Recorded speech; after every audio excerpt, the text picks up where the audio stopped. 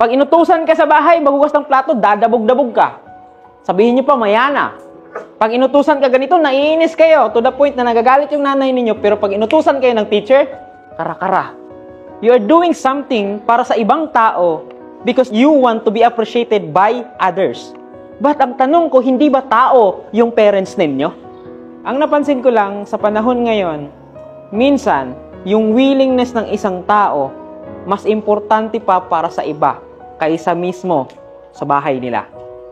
Bakit? Sa bahay, halos hindi gustong maghugas ng plato. Sa bahay, kahit magwalis ng bahay, kailangan mo pang magalit bago niya sundin. Sa bahay, halos wala. Ayaw niyong gumalaw. Pero bakit pag sa barkada, pag sa kapitbahay, sa nanay ng jowa, willing kayo yung gawin lahat? Di ba mas mabait kayo sa paaralan paminsan kaysa sa bahay ninyo? Mas mabait kayo pag inutusan kayo ng ibang tao kaysa sa pamilya ninyo? Ibig sabihin, pakitang tao lang yung ginagawa mo? Na you're willing to do something para doon sa kapitbahay, sa teacher, sa kaibigan, but you are not going to do if nanay mo o tatay mo yung nag-utos sa'yo. Kasi masakit sa mata ba? Na okay, pag inutusan ka sa bahay, maghugas ng plato, dadabog-dabog ka. Sabihin nyo pa, mayana.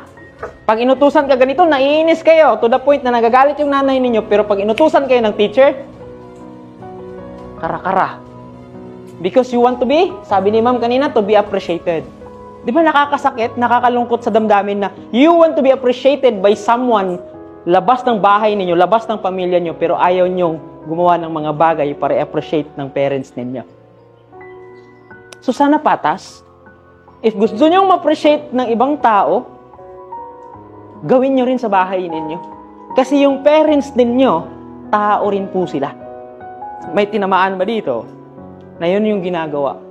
Ginagawa nila, mas okay pang gumawa sila na inutos ng iba rather than sa inutos ng nanay o tatay nila.